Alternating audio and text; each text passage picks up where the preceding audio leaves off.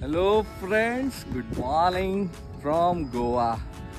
So आज आपला day 2 आहे गोवा. आणि जसं तुम्हाला मी बोललो की काल मी साऊथ गोवाला होतो आणि आपण साऊथ गोवाचं पॅव्हलियन बीच एक्सप्लोर केलं.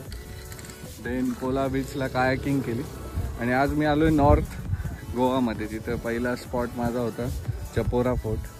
सो येस, चपोरा फोर्टचं तुम्हाला मेन सांगायचं म्हणजे दिलच्या आत आहे. स्पॉट जो आहे तो इथेच आहे. तो बघूया आता तिथे जाऊन कसा आहे तो फोर्ट. आणि ना बागा बीचपासून हार्डली 6 किलोमीटर्सवर आहे हा फोर्ट. सो थोड्या स्टेअर्स आहे, तुम्हाला चढायला दाखवतो. चपोरा फोर्ट हा जरी जवळ आहे नॉर्थ गोवाच्या सगळ्या बीचेसपासून, पण मी रेकमेंड करेल की जर तुम्हाला हायकिंग करण्यात खूप जास्त असा इंटरेस्ट नसेल तर नाही विजिट केला तरी चालेल. कारण दोनच गोष्टी आहेत चपोरा फोर्टला. एक तर ती दिलजात आहे वाले प्लेस, आणि दुसरं तिथून जो समुद्राचा जो व्ह्यू मिळतो आपल्याला पूर्ण तो. ह्या दोन गोष्टी सोडल्या तर बाकी सगळं असं फोर्ट म्हणून बाकी काही तिथं वेगळं नाही आहे. सो तुम्ही तुमचं कॉल घेऊ शकतायत की तेवढ्या 120 स्टेअर्स चढून जायचं की नाही. जर तुम्हाला दिलच्या आता याचा फोटो रिक्रिएट करायचा असेल तर नक्की विजिट करा. चपोरा फोर्टपासून खाली उतरल्या तुम्हाला वॅगॅटर बीच लागेल, जे रशियन बीच म्हणून ओळखलं जातं. सो जास्त ऊन असल्यामुळे आम्ही जास्त टाईम स्पेंड नाही केला तिथे. आम्ही तिथून लगेच निघालो आणि अगोडा फोर्टला आलो. अगोडा फोर्टमध्ये तुम्हाला काही स्टेअर्स वगैरे असं चढायचं उतरायचं नाही आहे. गाडीची पार्किंग पण फोर्टच्या अगदी जवळ आहे.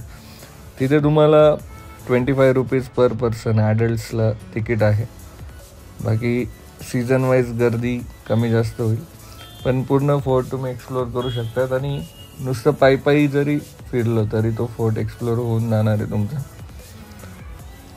सो हा एक स्पॉट होता जो वर्थ विजिटिंग होता, कारण फोटोजेनिक पण होता. फोर्ट बघायलाही खूप चांगला होता. सो तुम्ही जर गोवा प्लॅन करत असाल किंवा नॉर्थ गोवामध्ये असाल, पणजीजवळ असाल, तर तुम्ही अगोडा फोर्टला नक्कीच व्हिजिट करू शकताय.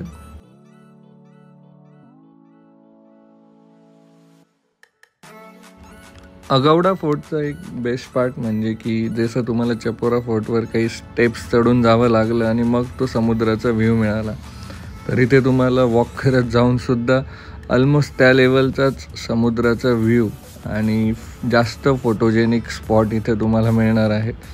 सो तुम्हाला फोटो काढायलाही खूप आवडेल इथे, आणि प्लस तो व्ह्यू पण छान आहे.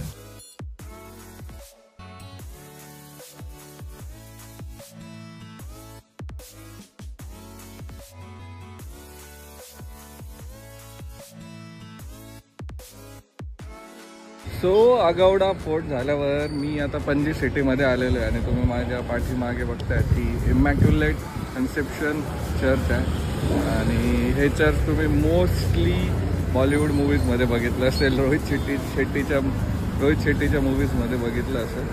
तो खूप फोटोजेनिक स्पॉट आहे. आणि इथं आजूबाजूला सगळे ते काय म्हणतात ना, फोटोजेनिक इंस्टाग्रामेबल प्लेसेस आहेत. तर तुम्ही इथे खूप सारे फोटोज वगैरे क्लिक करू शकतायत. दाखवतो तुम्हाला. या जागेवर पोचल्यावर लगेच आपल्याला 3-4 बॉलिवूडचे मूवीज किंवा रोहित शेट्टीच्या मूवीज समोर यायला लागून जातात. आणि ती प्लेसही खूप भारी वाटते. पणजी सिटीमध्ये एकदम क्लीन आहे आणि फ्रेंच कॉलनी पण आहे तिथे. आणि तिथले जे काही घरं आहेत ते पण खूप सुंदर आहेत. सो वर्थ विजिट स्पॉट होता हा. आणि तुम्ही पणजीमध्ये असाल तर नक्कीच इथे 10 मिनिट तरी वेळ द्या.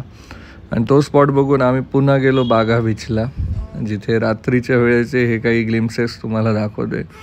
खूप जास्त लाऊड म्युझिक आणि खूप लाईट्स आणि खूप गर्दी. म्हणजे साऊथ गोवानंतर जेव्हा आम्ही नॉर्थ गोवाला आलो ना, खूप ड्रास्टिक चेंज होता तो.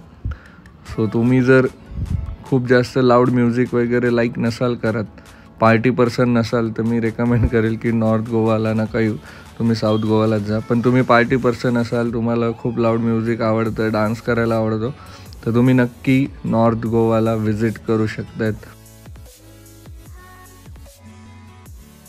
सो फायनली आपली आता गोवा ट्रिप कंप्लीट झाली आणि आम्ही आता पुण्याला निघालो होतो.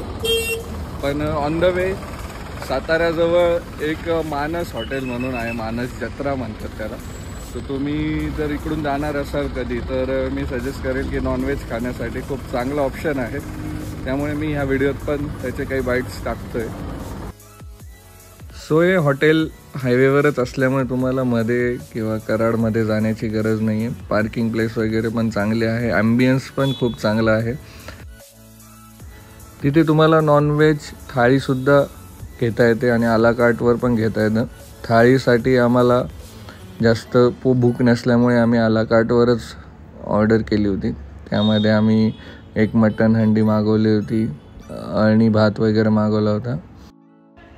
टेस्ट वाईज सगळ्याच गोष्टी खूप भारी होत्या आणि मी रेकमेंड करेल की तुम्ही जर नॉनव्हेज लवर असाल तर नक्की इथे व्हिजिट करा. जेव्हा पण तुम्ही या हायवेने येणार असाल तेव्हा खूप टेम्पटिंग आणि खूप टेस्टी होतं इथलं non veg.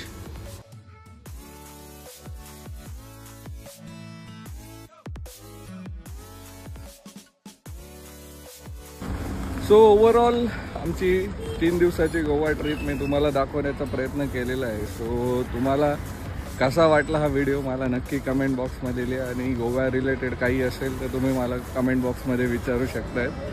So thank you so much for watching.